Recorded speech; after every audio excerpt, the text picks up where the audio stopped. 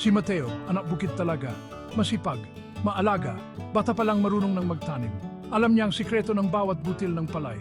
Kasama niya ang kalikasan sa bawat pagsikat ng araw. Sa ilalim ng init doon siya kumukuha ng lakas. Simple lang si Mateo. Walang arte-arte.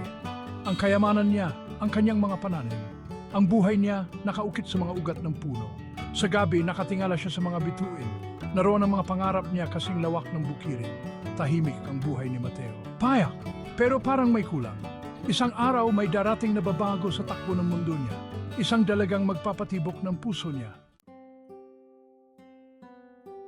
Sa kabilang dako ng bukid, naninirahan si Maria. Isang dalagang mayuming may maamong mukha at mabining ngiti. Kilala siya sa kanyang kasipagan at kabaitan. Sa bawat hakbang niya, tila sumasabay ang hangin. Si Maria ay ulila na sa magulang. Ang lola na lang niya ang kasama niya sa buhay. Tinuruan siya ng kanyang lola na magmahal sa kalikasan, na pahalagahan ng bawat biyaya ng buhay. Sa bawat halaman na kanyang nadaanan, nakikita niya ang ganda ng mundo. Nangangarap din si Maria. Pangarap niyang magkaroon ng pamilyang magmamahal sa kanya. Isang tahanang puno ng pag-asa at pagmamahalan. At sa hindi inaasahang pagkakataon ng simpleng dalagang ito ay makakatagpo ng isang magsasakang magbabago sa buhay niya. Isang araw, habang nagtatanim si Mateo sa bukid, may narinig siyang napakagandang tinig. Isang tinig na parang galing sa langit. Mateo, hinanap ko kung saan nanggagaling yung tinig na yun at nakita ko si Maria sa di kalayuan. Kumakanta si Maria habang nag-aani ng mga gulay. Napatigil si Mateo sa pagtatanim. Parang tumigil ang mundo niya at ang tanging narinig niya lang ay ang tinig ni Maria. Sa unang pagkakataon, nakaramdam si Mateo ng kakaiba. Isang damdamin na ngayon niya lang naramdaman. Nung nakita ko si Mateo, bigla akong napatigil sa pagkanta. Nagtama ang kanilang mga mata. Isang ngiti ang sumilay sa mga labi ni Maria. At sa sandaling iyon, parang may kung anong kislap na nabuo sa pagitan nilang dalawa. Simula ng araw na iyon, mas naging masigasig si Mateo sa pagtatanim. Umaasa siyang makikita niya ulit si Maria at hindi naman siya nabigo.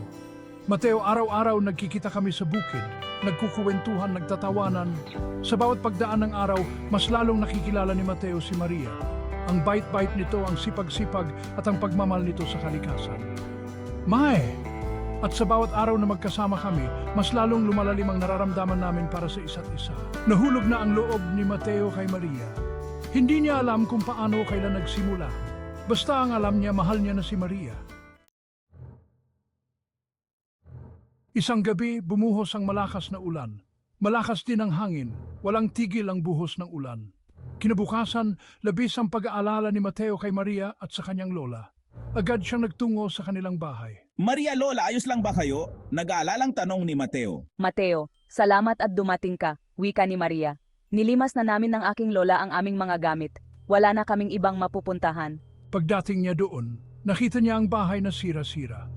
Gumuho ang ilang bahagi nito dahil sa lakas ng bagyo. Naroon si Maria at ang kanyang lola, ligtas ngunit bakas sa kanilang mukha ang takot at pangamba. Huwag kayong mag-alala. Dito muna kayo sa amin. May bakanteng kwarto pa naman sa amin. At doon nga tumuloy pansamantala si Maria at ang kanyang lola sa bahay ni Mateo. Sa kabila ng trahedya ang kanilang dinanas, hindi nawala ng pag-asa si Mateo. Alam niyang kailangan niyang maging matatag para kay Maria at sa kanyang lola. Tinulungan ni Mateo si Maria at ang kanyang lola na ayusin ang kanilang bahay.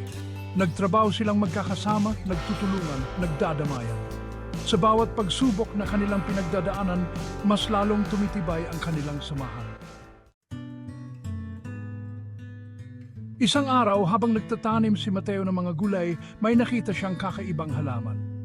Isang uri ng halaman na ngayon lang niya nakita. Mayroon itong malalapad na dahon at kulay rosas na bulaklak. Maria, tingnan mo ito. May nakita akong kakaibang halaman. Lumapit si Maria kay Mateo at pinagmasdan ang kakaibang halaman. Ang ganda naman nito, Mateo. Ano kaya ang tawag dito? Hindi ko rin alam, Maria. Pero alam mo, sa dinami-dami ng nasira ng bagyo, itong halaman na ito, nanatili itong nakatayo. Matatag. Parang ikaw, Maria.